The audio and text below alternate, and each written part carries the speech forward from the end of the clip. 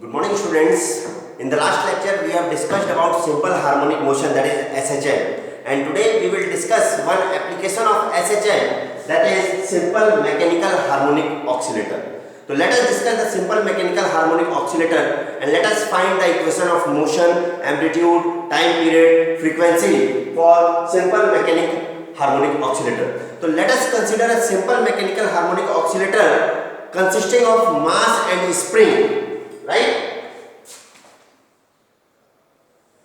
So let us consider a mass in the equilibrium position like this. It is attached to a spring of spring constant K. The mass is M and this is the equilibrium position. Let it be x is equal to 0, right?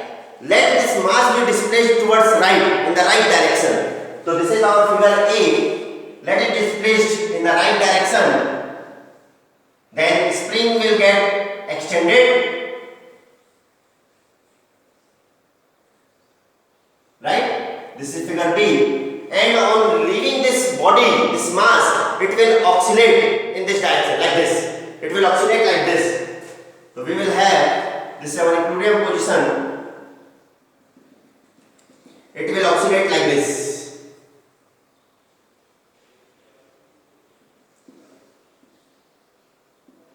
Like this. Right? So we are considering about the simple mechanical harmonic oscillator. There is no external periodic force. That means the body will execute the simple or the free oscillations or the damped oscillations. Right? So by Hooke's law, we can write the body is under the restoring force, and by Hooke's law,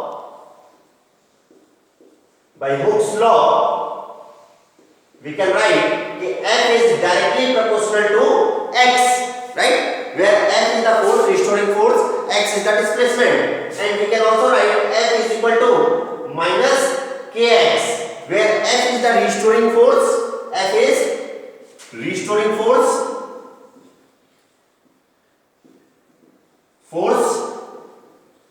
X is a displacement, and K is our spring constant. The negative sign shows that the restoring force is always opposite to the displacement. So by Newton's second law, we can also write by Newton's second law, we can write F is equal to ma, or in other terms F is equal to m d2x upon dt square, right? So from equation number 1 and 2, we see that from 1 and 2 we can write m d2x upon dt square is equal to minus kx, right? Then we will get d2x upon dt square, d2x upon dt square is equal to minus k upon m into x, or we can also write d2x upon dt square plus k upon m x is equal to 0. This is our second order differential equation for simple mechanical harmonic oscillator.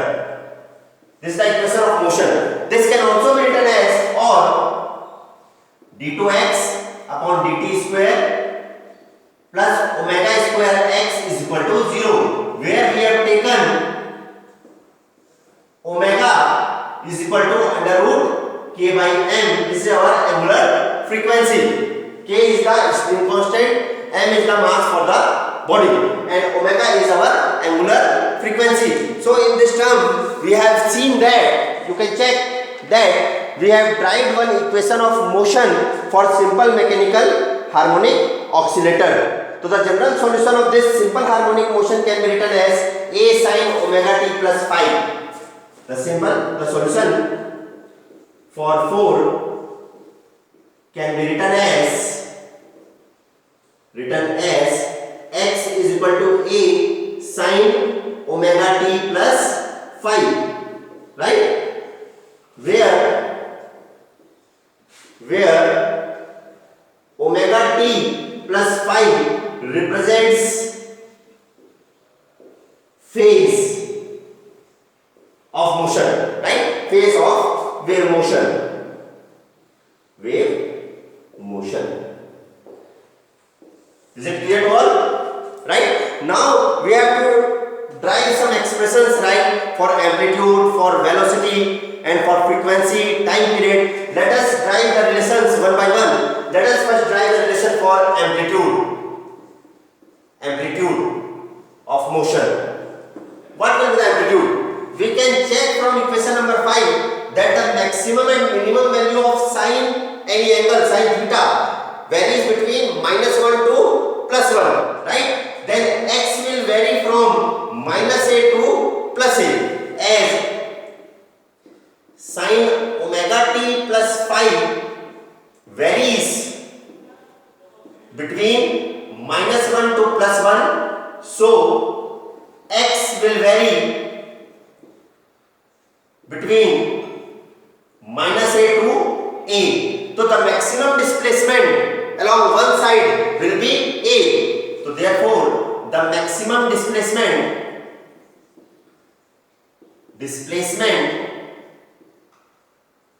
of motion,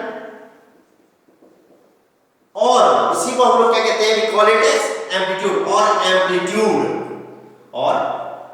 amplitude of the motion is a. So we have defined here, we have calculated the amplitude a. In the second term we will define about the velocity. What will be the velocity? So let us derive an expression for the velocity. Velocity for simple mechanical harmonic oscillator. We have our x. We know that the velocity is given by dx upon dt. So differentiating equation number 5 with respect to time, we can get the velocity. U is equal to dx by dt. So differentiating equation number 5 with respect to time, we can see that this is equal to a cos omega t plus phi, and we will get omega.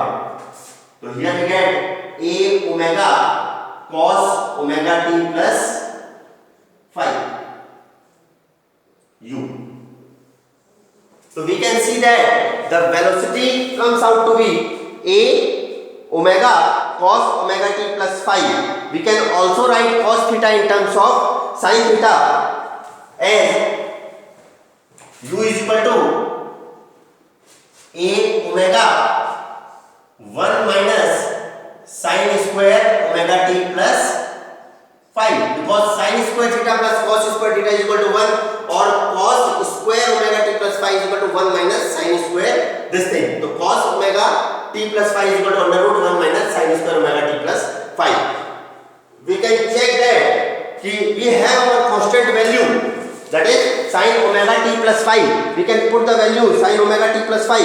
What is the sin square omega t plus phi? It is x square upon a square. We can check that. So this is our u is equal to a omega 1 minus, from here we have sin omega t plus phi is equal to x upon a. So we have x square upon a square. So we will get u is equal to a omega a square minus x square upon a. So a gets cancelled out, and we have u is equal to omega under root a square minus x square. This is another expression for the velocity for simple harmonic oscillator, which is mechanical simple harmonic oscillator.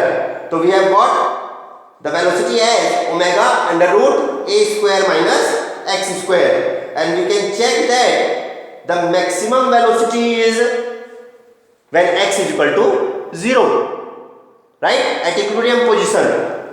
We can see that u max, this is our equation number 6.